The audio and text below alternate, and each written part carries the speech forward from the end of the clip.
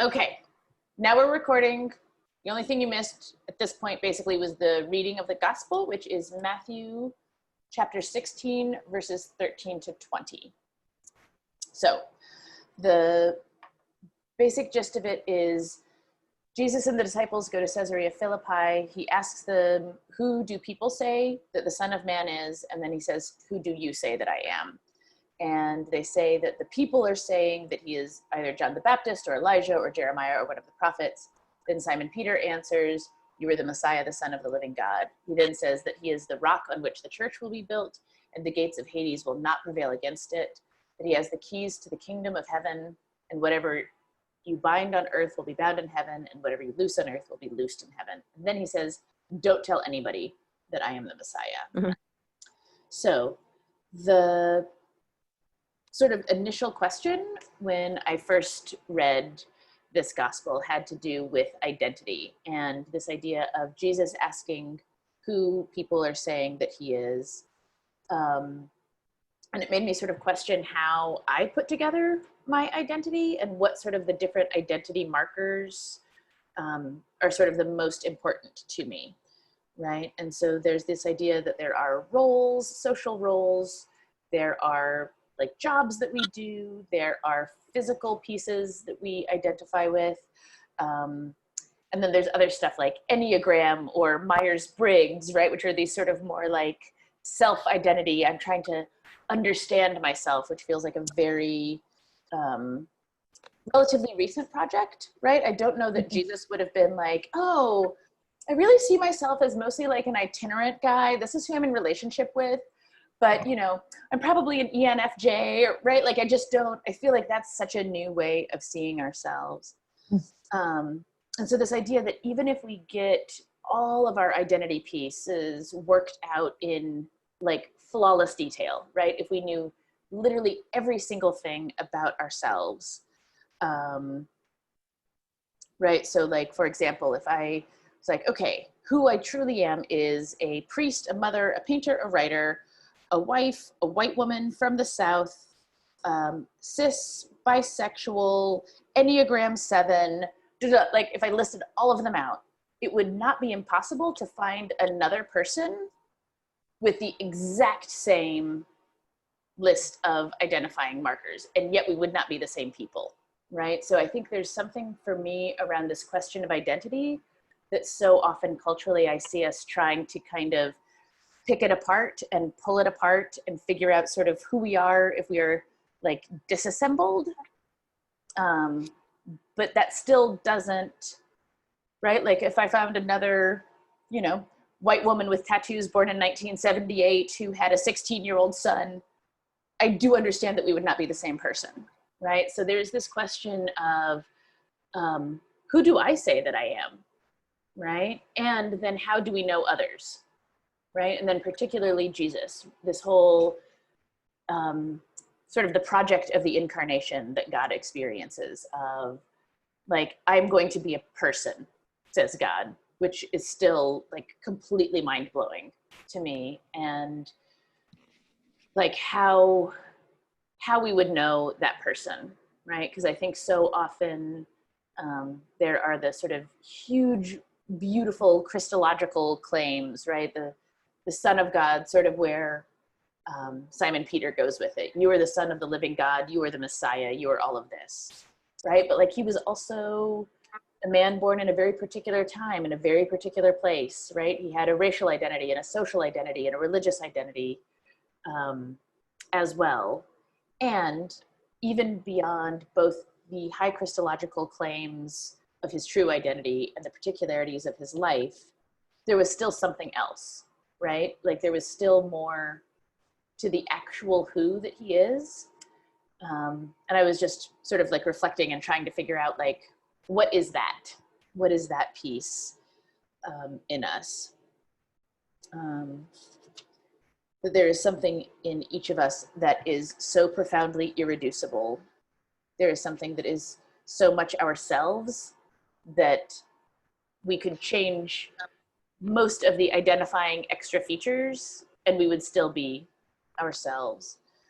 And the initial thing that all of the other people say is that Jesus is just another version of some other guy, right? Oh, he's like another John the Baptist.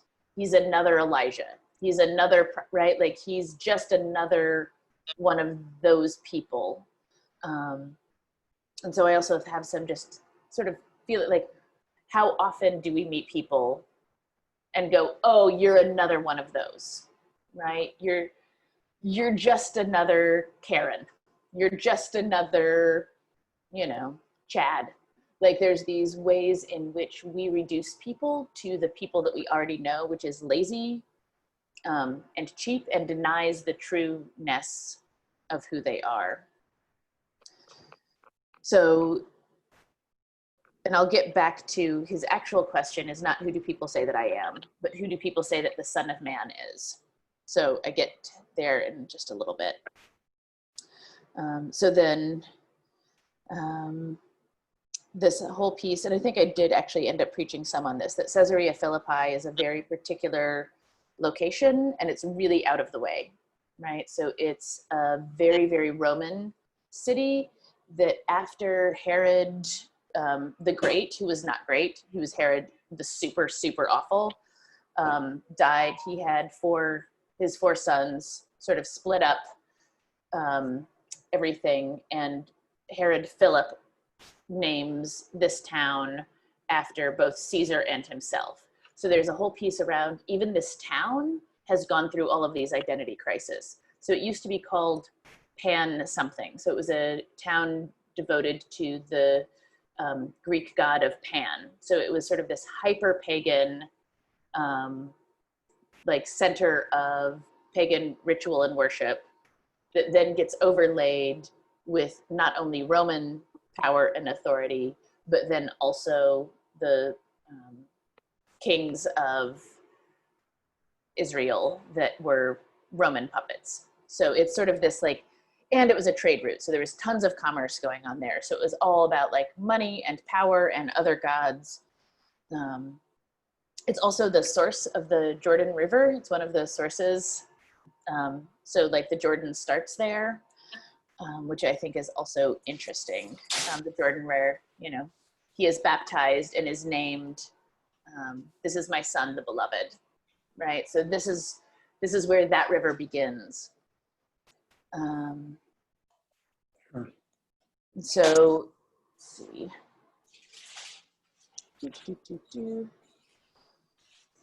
So even in the question there, he is saying, he's already self-identifying as the Son of Man, right? It's a loaded question, right? Like this is the way that he frames it, already has a pretty strong impression of what, let's see.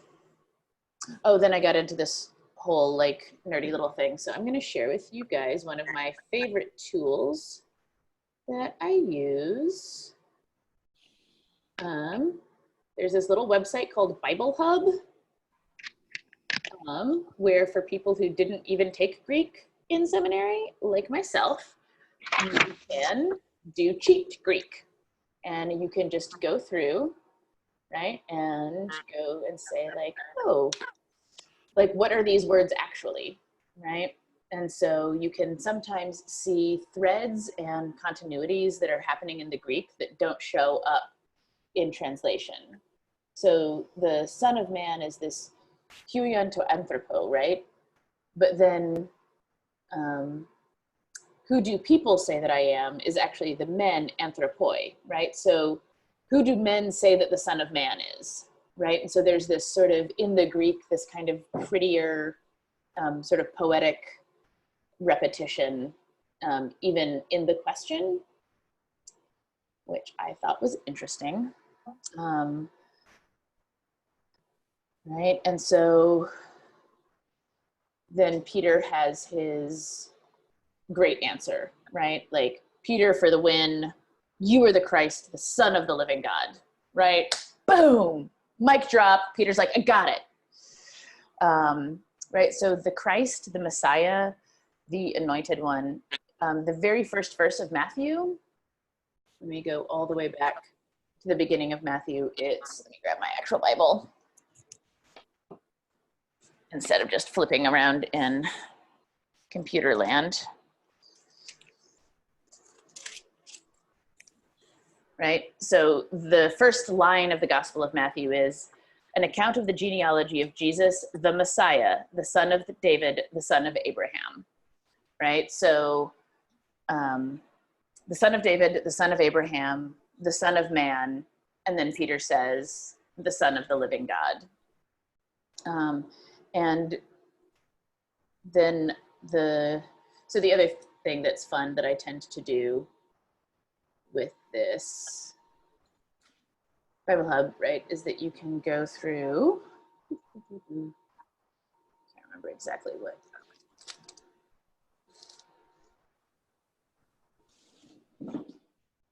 verse it is here.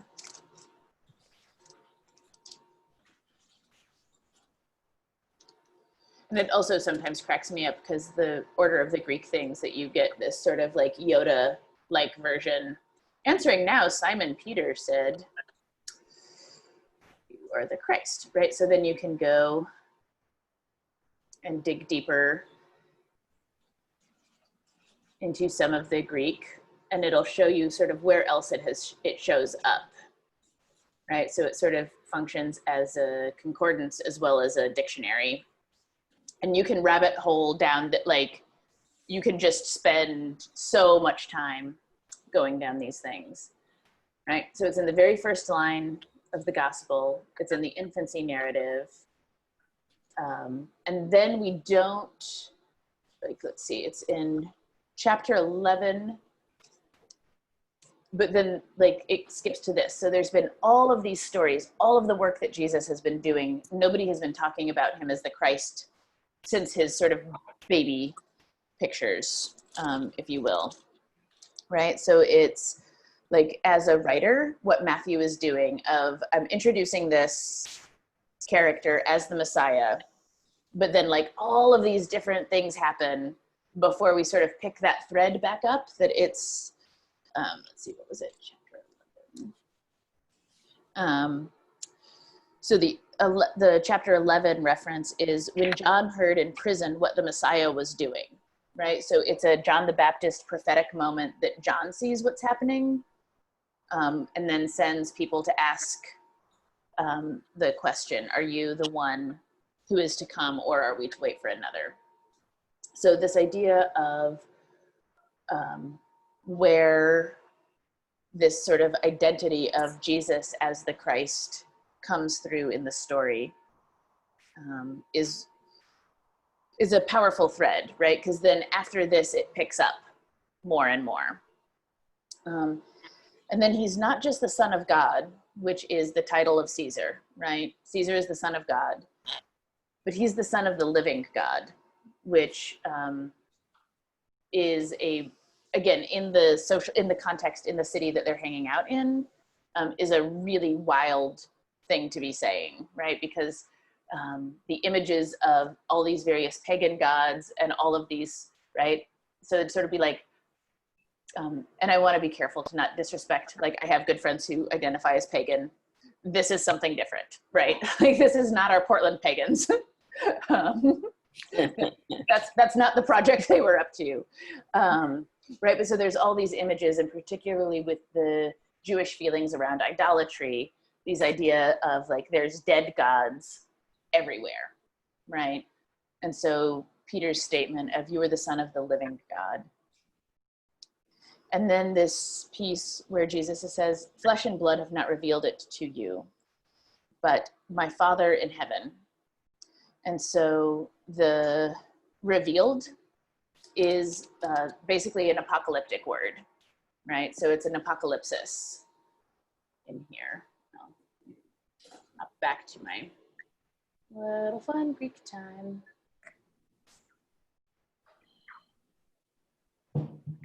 Is this interesting at all? Is this what you guys were hoping I would do? Yeah. Okay. Yeah. Awesome. Yes. Yes. Here in the kitchen,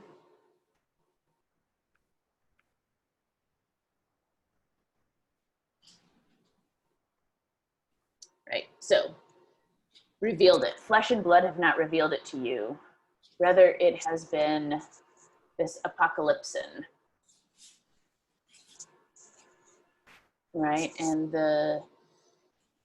we all have, the apocalypse is simply a revealing, and that what was hidden has come to light. And so when people talk about, I have been referring to this whole season, COVID plus the racial revelations that are happening in our country right now. When I call it the apocalypse, I'm not kidding. Right? There's a preaching group that we've been going for a couple of years now. And we moved to Zoom back in March, and the actual name of the Zoom meeting in my calendar is Pastors in the Apocalypse, right? So it's this idea that it's more how we respond to a revelation that has the capacity for chaos to it. But a revelation itself is not necessarily devastating. It's what you do once a thing has been revealed. So, right, there's all of this stuff too, right? And then you can scroll through the concordance and be all of these ideas of what has been revealed as they go through. So basically, Peter is experiencing his own apocalypse, right? And this flesh and blood, the world, logic, all of the smart things, Peter doesn't figure this out because he's so great, right? It is a gift of God to have this revealed. I'll lose my place here.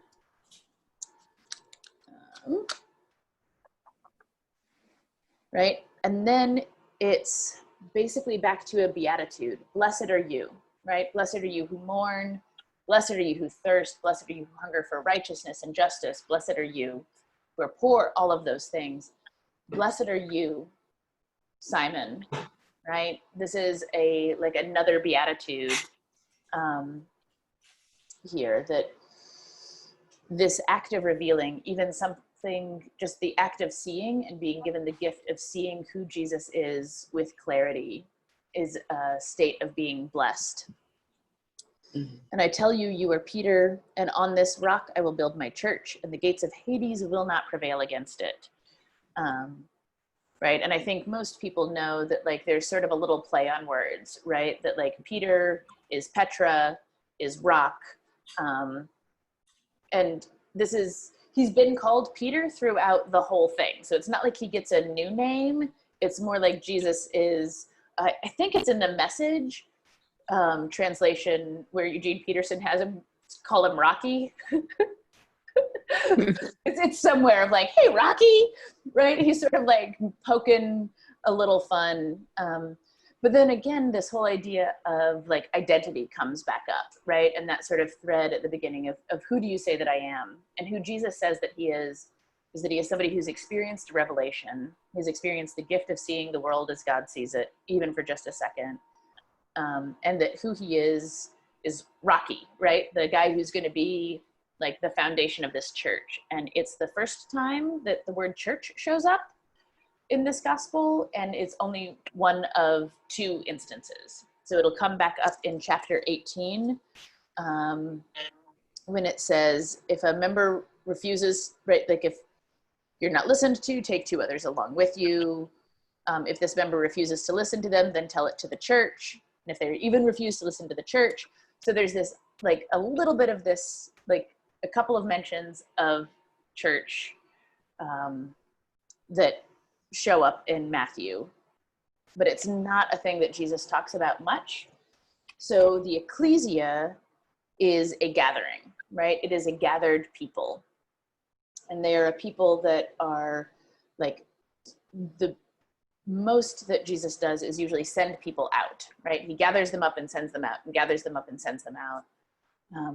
So I did some time sort of reflecting on this idea of how do you build a thing that is a sent out people, right? And what is it to build the church on this rock?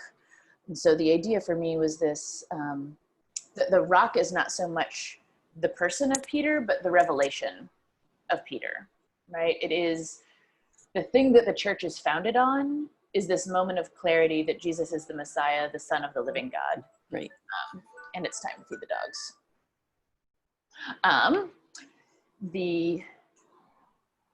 Because I think, and again, like particularly when you have like former Catholics in the room, right? Like there's a whole Catholic Protestant thing that can get going on Peter and the rock and the church and the keys and the whole thing. I'm not going there. So it's this idea that the church is like, if what Peter is in this moment is the one who has had this revelation, then if we as a church are built on a foundation of being able to see with clarity what God is up to in the world, that feels a lot different to me than trying to see with clarity who's the guy who's in charge, right? I feel like that is an interesting and very human response to this idea, right? Of like, there was this amazing revelation and we saw with clarity and we saw who God was. It's like, well, who said it? Because he's going to be the boss of the new thing. Like, oh, that was what you heard. Like, that was your takeaway. The collect for that Sunday as well was around the church being gathered in unity by the power of the Holy Spirit, showing God among the people, right? Which I love as a definition for what we're up to as church, right?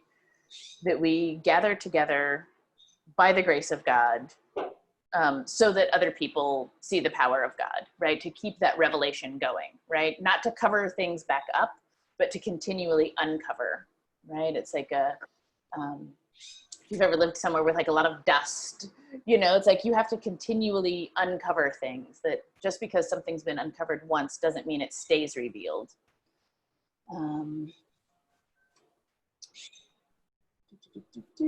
So the idea of building something that is sent out. And then I went on another whole thing. So at one point, the prophet Nathan says to King David this whole piece about God building a house. And there's this, it's a sort of comical little exchange where like, it's like, are we talking about a house? Or are we talking about a nation and a family and a people, right? And this idea that things that are built up, and so the word that gets used for build is often used in the New Testament in Greek for like actual building things, right? Like the man who builds his house on the sand, the building this, but it's also often used, and so I have a list. So in Acts, there's a message of God's grace that is able to build us up and give us inheritance. In Corinthians, knowledge puffs up, but love builds up. Further in Corinthians, all things are lawful, but not all things build up. In Thessalonians, therefore encourage one another and build each other up. And then again, earlier in Acts, they talk about how the church is built up, right? So I think that may be much more when Jesus is talking about this is the rock that the church is built on, is much more this sort of organic growth, right? Building each other up, not like hammer and nails on a thing. But if it was, then there's that whole thing of the man who built his house on the rock, right? And so this idea of having this revelation both be a profound spiritual awareness and something so solid and real that it is the kind of rock that we can build an entire life of faith on, right? It is not the sand that will wash away, but it is solid. And then there's the great line, and the gates of Hades will not prevail against it. And you're like, what are you talking about? Right? Because in most of our experiences, gates don't do a whole lot of aggressive stuff, right? Like standing strong against the gate of something doesn't usually, like it's a bizarre image, right? So gates also are symbols of authority and power, and they are often, and the word in Greek has more to do with exiting than entering. So the gate is something that something comes out of, right? So there's this idea of something coming out. And when he talks about Hades, this is not anything like, Dante has not even gotten started yet.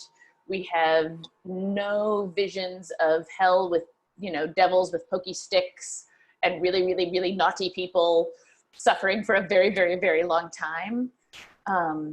the sort of image at this point in Jewish thought is more just like a big nothing, right? Like there's just, it's an absence of everything. And so then I went on this whole other thing around, are people familiar with The Never-Ending Story? Is that a movie that everyone has seen? Has anyone not seen The Never-Ending Story? I haven't seen it. Oh, it's maybe not very good, but so much a part of my childhood that I love it. So it's this story where this like kid epic quest, it has to do with a book. There's a luck dragon. I highly recommend it. But the thing that is the dangerous piece, the sort of the terrifying thing that is coming is called the nothing, right? And so the nothing is coming, and it's not violent. It has no perspective. It's just nothing. There is a servant of the nothing who's unfortunately now a really not very scary looking, like sort of dog puppet. It didn't last as far as special effects go. So like the scary wolfy dog thing who speaks sort of on behalf of the nothing and is encouraging the nothing is scary. But it's the idea that just an absolute absence of being is what is coming.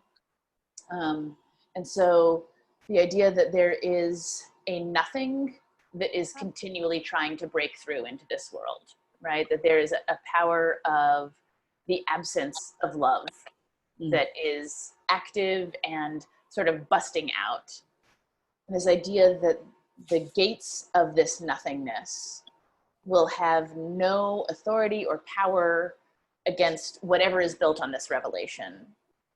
Let's see.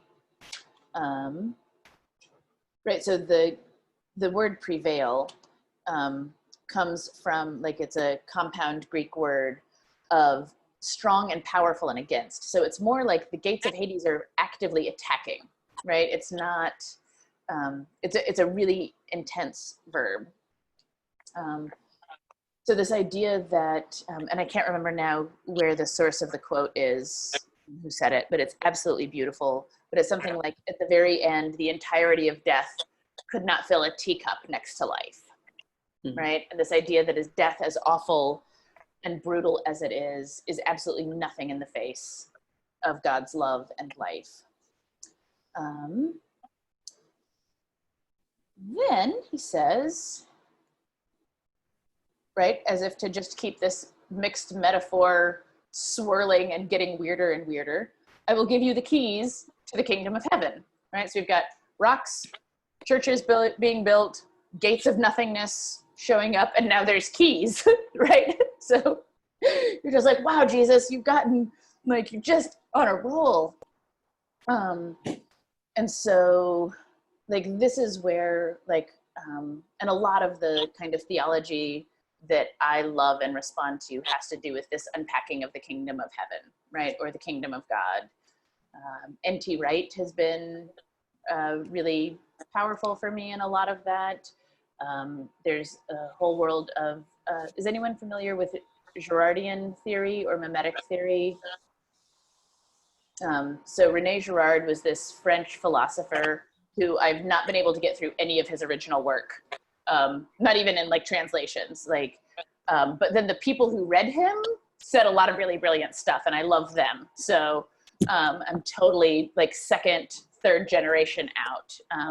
But I mean, you know, like those early 20th century French philosophers, like it gets thick, y'all.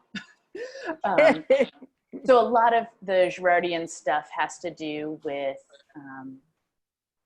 like scapegoats and like this mimetic theory and our desire to imitate and mimic other people as our primary source of identity, right? So it falls back into identity in some ways there. But then there's this whole piece around the kingdom of heaven getting translated because Matthew, in his sort of super Jewish way, doesn't want to say God too much, is how I've heard it explained. That the kingdom of God in the Gospel of Matthew becomes the kingdom of heaven. And so to our current ears, it sounds very afterlife-y, right? And so there's this idea that like, oh, heaven, you mean what happens after I die? And again, that would have not made any sense in the context of Jewish thought at that time. Like the afterlife was super not their jam. Like it's just not where they were at. It's a much later obsession in Christianity that then gets like projected back over all of this. So the kingdom of heaven is the entirety of the gospel. Sometimes like you'll hear, like this whole idea of like proclaiming the gospel, or what is the gospel, or what is the good news. And the only thing it is all the way through is either the kingdom of heaven has come near, or repent because the kingdom of heaven has come near, right? Like he sort of has two variations on this. So when particularly more conservative Christians try to say that the actual gospel is that if you believe in Jesus, you will go to heaven, you're like, well, that wasn't the gospel according to Jesus. So there's this whole piece of the kingdom of heaven. My notes say, this is what Jesus has been proclaiming all along. Who knew it had keys? So the whole piece of the kingdom of heaven is the entire reality of God's way of being in the world. And N.T. Wright is, I think, probably the most accessible theologian who talks about this well. And so there is the kingdom of this world and the kingdom of heaven, and they interlock and intersect. And predominant Jewish thought was that the temple was the primary place of that intersection. And that was what made it so holy, right? That was where God's throne was. That was where God showed up. It was sort of this key, this interlocking space where heaven and earth came together and occupied a singular spot. And the entire, again, the kingdom of heaven has come near. It is no longer just in this one place. It is absolutely everywhere. God's dreams of justice and liberation are on the move in our reality, right? To the Lord's Prayer of thy kingdom come, thy will be done on earth as it is in heaven, right? The prayer is that these spaces interlock fully, particularly with N.T. Wright's theological work. It's that Jesus then becomes that true interlocking space and replaces the temple as the place where heaven and earth connect fully. And so that in becoming the body of Christ, we also participate in this interlocking reality, that in the Eucharist, in our coming together, that is, we get to experience in our own bodies the miracle of the temple, and this being able to see heaven and earth happening simultaneously. And so the idea of the key to that, right, of this church then somehow has a capacity to unlock or see this reality on an ongoing basis is a unbelievably huge statement, right? And so this is where that whole piece of, right? Whatever you bind on earth will be bound in heaven, and whatever you loose on earth will be loosed in heaven. Not because they're the bosses, not because Peter has power, but because he is existing in a space where heaven and earth have come together. And when you are existing in the truth of God's fully present reality, then of course what you do here is happening there. And of course what happens, right? That there's no longer a here and there. There is no longer a heaven and earth. There is the kingdom of God, right? Which is so beautifully and bizarrely described in Revelation, right? Like what that will ultimately look like. And that gets into a whole, the whole world of like eschatological theology of like, what are the end times? Where is this whole project going, right? Like, okay, like we see, sort of through the Hebrew scriptures, like the early threads of this project of God, we see this amazing revelation in Jesus of like these worlds coming together, and in Revelation in particular, and in a lot of the sort of more apocalyptic-y bits of Matthew, and some other places, this idea of these worlds are coming together. And so having the keys that loosing and binding become the work of the entire church, and that what God is often much more up to is loosing, right? And unbinding. I'm thinking of the Lazarus, right? You know, here is this man, beloved of God, who has come back from death. And the first thing that needs to happen is he needs to be unbound, right? That when we have had these experiences of death in that space of Hades, in that space of the nothing, what is required in that moment, particularly in the face of like love and compassion, is an unbinding. The places where binding shows up is like you have to bind the strong man to rob his house, right? So like binding is not as often a thing that we're called to do, but loosening is. And then he comes back and talks about it again more. I mentioned in chapter 18 where he comes back to talking about the church. And so then again, chapter 18, verse 18, he says again, truly I tell you, whatever you bind on earth will be bound in heaven, and whatever you loose on earth will be loosed in heaven. Again, I tell you, if two of you agree on earth about anything you ask, it will be done for you by my Father in heaven. For where two or three are gathered in my name, I am there among them. Right? It's talking about living in this kingdom of God world as we are living here in this world. There's a couple of different images that have been helpful for me. I think one of the best sort of contemporary analogies that I love comes from Stranger Things, right? And so has anybody not seen Stranger Things? Jeff and Mary, you guys need to watch more TV. Just stop all this dishwashing and laundering and taking care of folks. Get your couch and a big TV. So, okay, let's see if I can super fast do a Stranger Things. What's that? I said, give us a list. Yes, I will, happily. In the world of Stranger Things, there's a place called the Upside Down, which is exactly in some ways like the world that the kids are living in, but everything just sucks. It's not a good place, the Upside Down. And so, but it's like the things that happen in one place are happening in the other, right? They interlock and intersect and feed into each other, but they are different places. And in some ways, I find this to be one of the most helpful contemporary images of how I understand the kingdom of heaven. So for me, the kingdom of heaven would be the ultimate right side up, right? That it is this world 100%, and in this version of the world, right, there is God's ultimate love of justice and reconciliation, right? Like in the right side up, things are completely different, but it is also right here. And this is what Jesus keeps saying, is this is happening now. And we have the capacity to participate in it, which is the really astounding thing. And that God's agenda is to keep that heaven and earth become more and more similar until at the end, they are one place.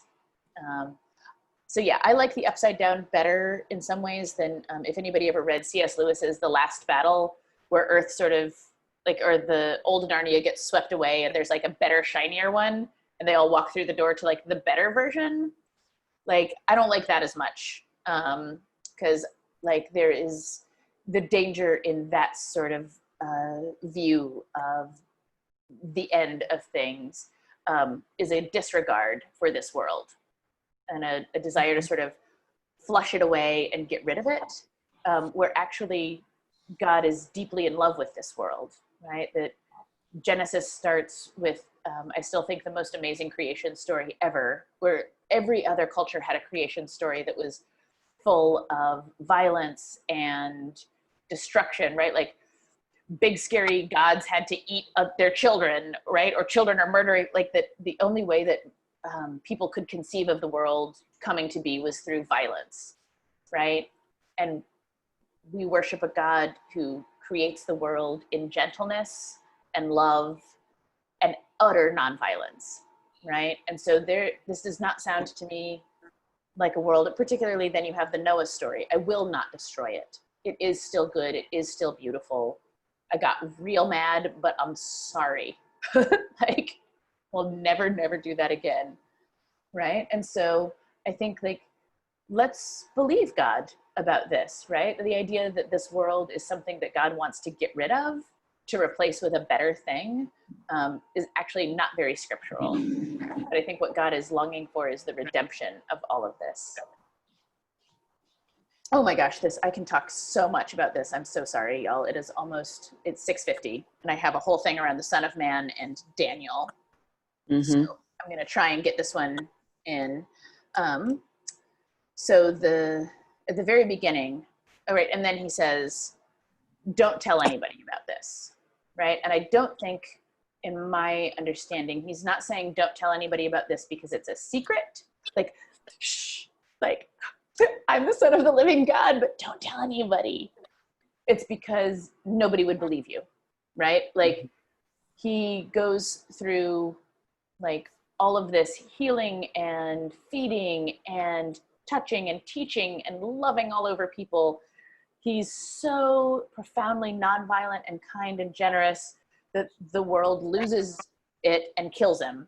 He walks right back through, and still people are like, I don't know, probably not, right? So the idea that just this bunch of yahoos is going to be like, hey, guess who he is? Like, probably just wouldn't work, right? I'm guessing it's more of a strategic thing than a secret thing. Because honestly, Peter going out and trying to tell everybody that this is the Messiah just probably would not work. So the very beginning where he says, who do people say that the Son of Man is? This Son of Man is referenced from Daniel way back. Good old Daniel. Again, some more of this, like, apocalyptic literature, which I helpful to see the apocalyptic literature, Daniel and Revelation and some of the other stuff. If we read it like science fiction, it is much more helpful than if we read it like crazy people making predictions about stuff, right? That it is people who are oppressed, and in particular social locations where they cannot speak political truth to power clearly. So Daniel is written much later than the Babylonian exile, but much of the book takes place set in the Babylonian exile. So it's sort of like sci-fi historical fiction, right? He's saying, back when we were in Babylon, there was this guy Daniel. That's not how it happened, right? It was a much later book. So it's a way of speaking truth to the powers that the people are encountering in that moment. And let's see, let me get back to my good friend Daniel here. I was on a roll of just opening my Bible right to the spot I wanted, and I was having pride. There it goes. Still right after Ezekiel, just where he always is. So what is happening in this when we start talking about the Son of Man is that there have been all of these different visions, right? And everything is terrifying, right? There are 4 great beasts coming up out of the sea. And the first was like a lion with eagle's wings. And then another beast appeared that looked like a bear, and it had 3 tusks in its mouth. And it starts devouring things, and then terrifying and dreadful things, and iron teeth, right? And all of this stuff keeps happening. And then there's an ancient one who shows up. And then, as for the rest of the beasts, their dominion was taken away, and I watched in the night visions. And then I saw one like a human being coming with clouds of heaven. And he came to the Ancient One and was presented before him. And to him was given dominion and glory and kingship, that all peoples and nations and languages shall serve him. His dominion is an everlasting dominion that shall not pass away, and this kingship is one that shall never be destroyed. So the one like a human being, is what becomes the phrase, the Son of Man. And this is how Jesus chooses to refer to himself much more often than anything else. and it is a profoundly powerful and political image. Right? This is not a politically neutral thing to be saying. This is basically saying absolute, utter authority with this phrase, Son of Man.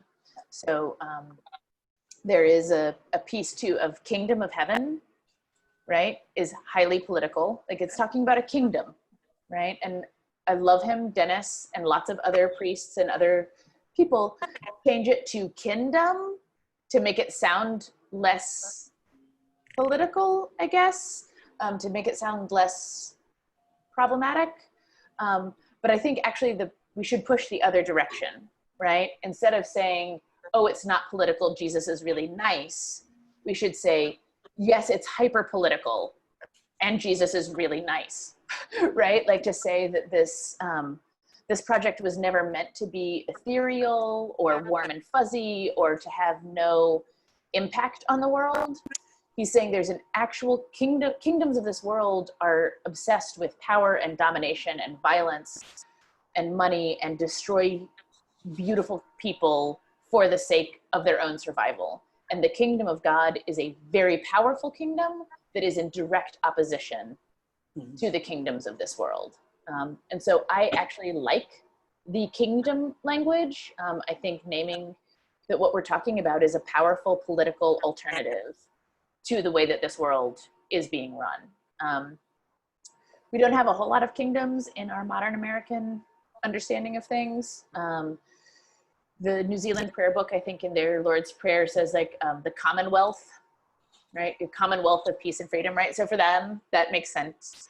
But the country of God doesn't quite have the same oomph, I think, that kingdom does. And so for Jesus continually referring to himself as Son of Man is a very serious political stance. So the empires of this earth dominate and destroy, and it is how empires always behave. And in this vision in Daniel, someone comes onto this throne, a human one, right? So all of the other things that have been on this throne that have been doing all of this stuff are scary beasts with like 3 tusks and all of this stuff. And what shows up that actually ends up having ultimate authority is one that is like us, that is a human one. And this kingdom will never be destroyed, right? And so it sort of again loops back to that eschatological revelation and like where all of this is going. Let's see. The same with Christ, right? The Messiah is a political title and not a theological one. Nobody would have understood this phrase that gets mashed together, you are the Messiah, the Son of the living God, right? That's a new mashup. Like Messiah was supposed to be a warrior, supposed to get rid of Rome, supposed to clean house, like a King Arthur, right? Like you're supposed to like not just make us feel good about ourselves, but actually change the damaging systems of this world. Then my last note says, Jesus is the culmination of all hope, and in this work is transferring that hope to the disciples of the church. And holiness of place becomes a holiness of person that overlap. The end. Those were my notes.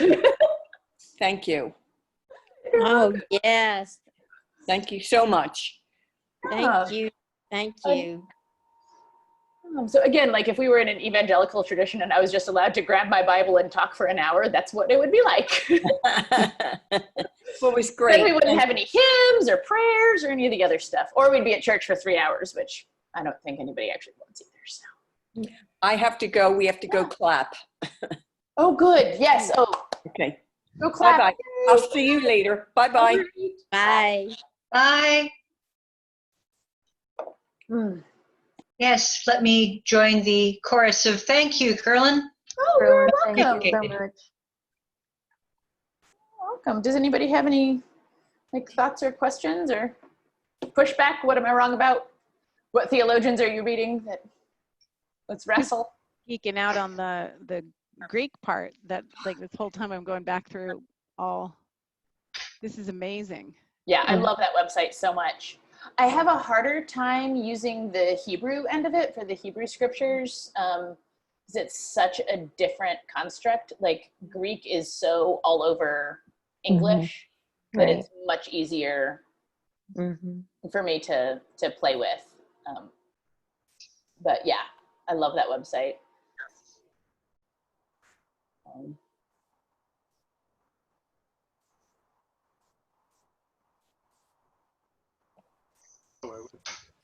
The teacup thing, the death doesn't fill a teacup, that sounds very C.S. Lewis.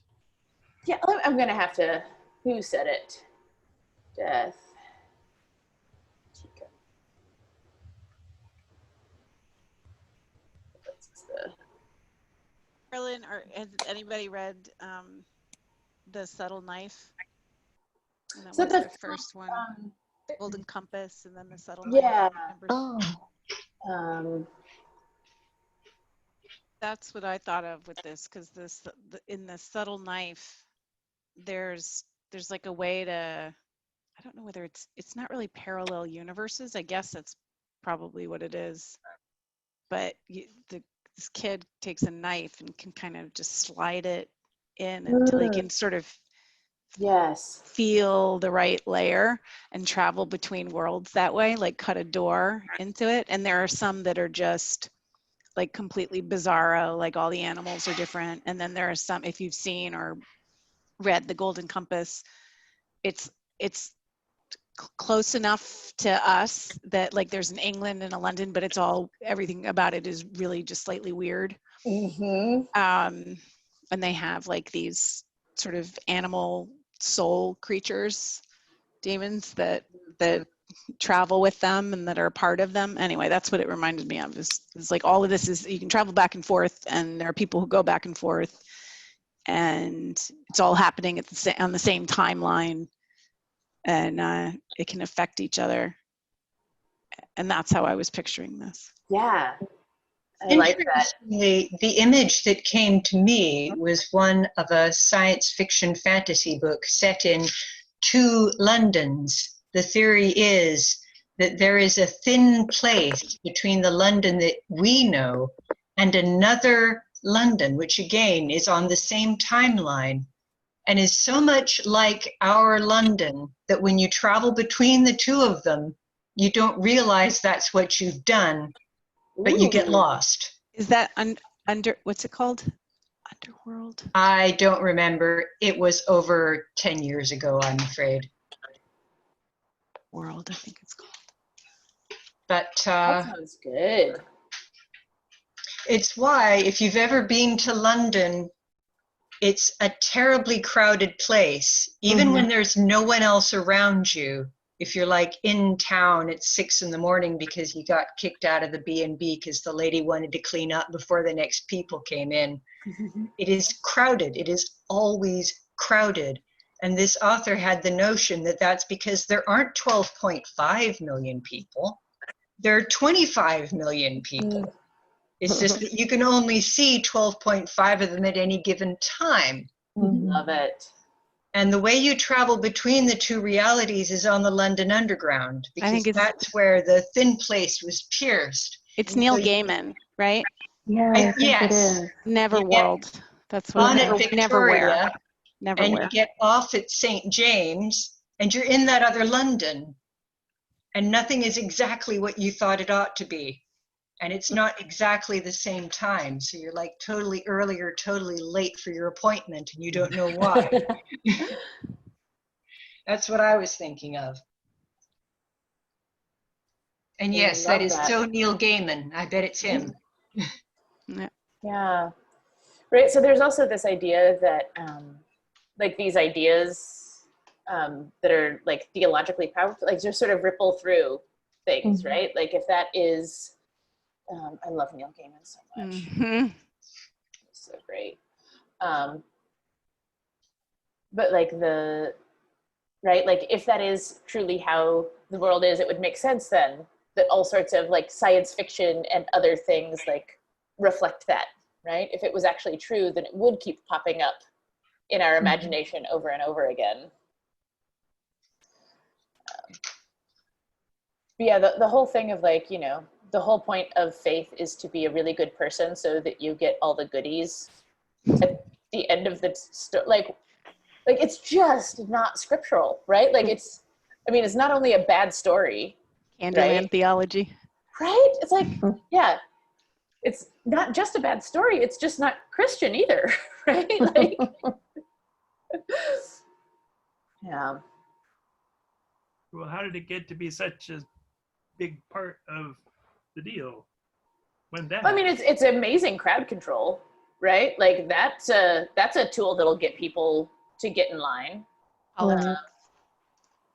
You know, to say like, hey, right. So a lot of sort of medieval, not even medieval, like even earlier stuff, particularly like I want to say, I can't remember exactly. I had this wonderful aesthetic theology professor in seminary. And sometime I want to say in like the 10 somethings, like Europe was just awful. Like it was so bad. Like we can't even really understand how bad it was. Apparently it like rained for like 15 years straight and everything was mud and like all of the animals like got stuck in the mud and died. And so everything was just like mud and dead animals and like no food could grow because the sun never came out. Like the world was just awful. And so a lot of that ended up leading to like further this idea of the church started saying, it gets better,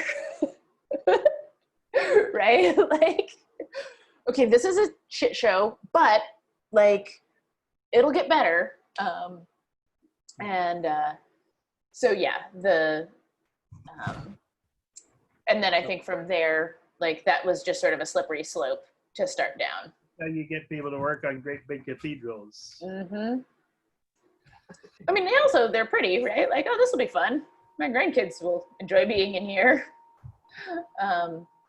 Yeah, but yeah, at least according to Claire McPherson at General Seminary, it was the really, really awful, like 10 somethings that sort of started the church on a trajectory towards like promising that things were going to get better, which again was probably a pastorally like understandable move to make. You know, I was surrounded by rotting cows stuck in mud. Like I might want to hear that too.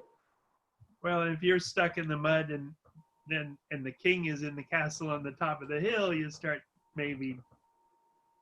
Right? Yeah. Another good way to prevent a revolution of, you know, the sort of the pacifying aspects of faith. Right, and it's not to say that, you know, comfort is not valuable, but I think when people are offering comfort in place of justice, it becomes concerning. Right. Great. All right. Thanks, guys. This was fun. Maybe the next time I run out of books to read, we can do it again. Yeah. Please do. Awesome. All right. Everybody have a wonderful night. I love you all. Love you. Bye. Bye.